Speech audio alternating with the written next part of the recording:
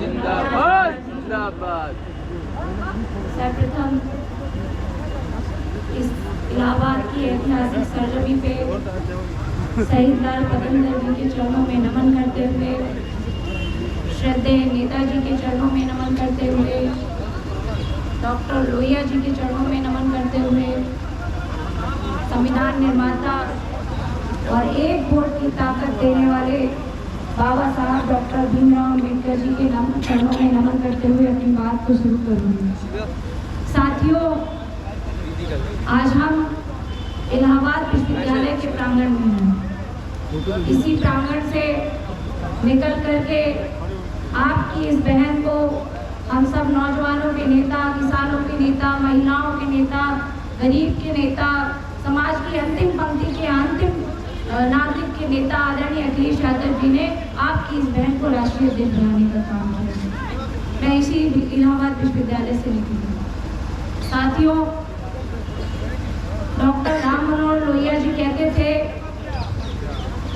कि धर्म राजनीति का हिस्सा नहीं होना चाहिए, लेकिन आज के समय पे भारतीय जनता पार्टी की सरकार जब से केंद्र में आई 2014 में, तो धर्म को राजनीति का केंद्र बिंदु बना। लोहिया जी कहते थे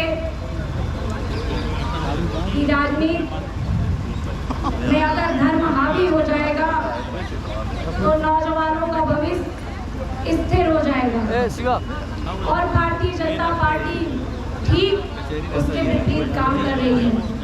भारतीय जनता पार्टी नहीं चाहती कि नौजवान शिक्षा प्राप्त करे, रोजगार प्राप्त करे।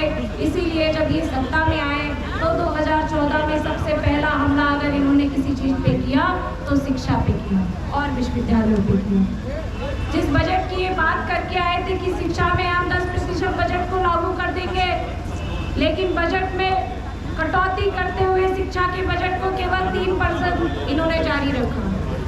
केवल और केवल 3% तो कुछ नहीं होता है, और उस 3% के बजट से भी कटौती करके इन्होंने अपनी एडवर्टाइजमेंट पे खर्च कर लिया। आज इलाहाबाद विश्वविद्यालय के साथ साथ देश के जितने केंद्रीय विश्वविद्यालय हैं, राज्य विश्वविद्यालय हैं, उन सभी विश्वविद्यालयों के निजी बजट में लगातार कटौती की जा रही है।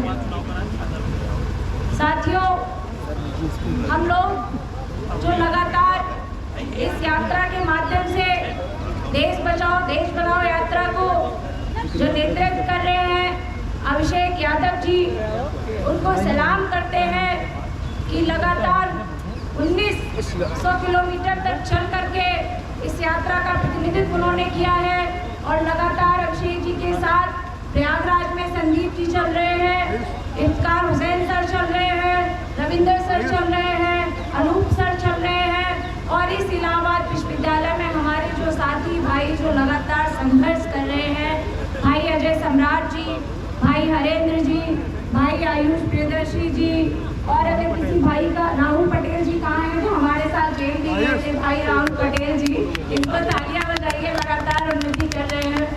और अखिलेश गुप्ता गुड्डू सर कभी कभी नाराज हो जाते हैं, लेकिन है अभी यहाँ अखिलेश गुप्ता गुड्डू सर जो लगातार हम लोगों के साथ संघर्ष किए हैं। सुधीर भाई बड़े अच्छे वक्ता है, अक्सर मैं देखती रहती हूँ, उनका कुछ ना कुछ वायरल होता रहता है। आपको भी बहुत बहुत बधाई और शुभकामनाएं कि आप लोग लगातार इस इलाहाबाद विश्वविद्यालय में, ये वही इलाहाबाद विश्वविद्यालय है, ये वही इलाहाबाद की सरजमी है जिसने अंग्रेजी हुकूमत को उखाड़ फेंकने का काम किया था। ये वही इलाहाबाद विश्वविद्यालय है जब अंग्रेजी शासन अपनी क्रूरता दिखा रहा था, तब शहीद लाल कदमदर जी ने सबसे आगे पंक्ति में खड़े होकर के अपने सीने पे गोली खाने का काम किया था। आज जिस तरह से जो आधुनिक भारत के अंग्रेज हैं, जिस तरह से पुलिस की लाठी और अपने फूट की हनक से इलाहाबाद विश्वविद्यालय के छात्रों की आवाज को लगातार दबाने का जो काम कर रहे हैं, हम उन्हें बता देना चाहते हैं यह आपकी गलतफहमी है। इलाहाबाद का नौजवान कभी डरने वाला नहीं है, कभी झुकने वाला नहीं है, कभी पीछे हटने वाला नहीं है। और अगर आपको थोड़ी बहुत गलतफहमी हो गई हो तो मैं आपको बता देना चाहती हूँ, आपके आका भी इस इलाहाबाद में आए थे और बड़े गुरूर से कहा था कि हमारा रास्ता अगर कोई रोक सके तो रोक करके दिखाए। इसी इलाहाबाद की सरजमी पे आपकी इस बहन ने उनका काफिला रोक करके दिखाया। मैं आपको ये बताना चाहती हूँ कि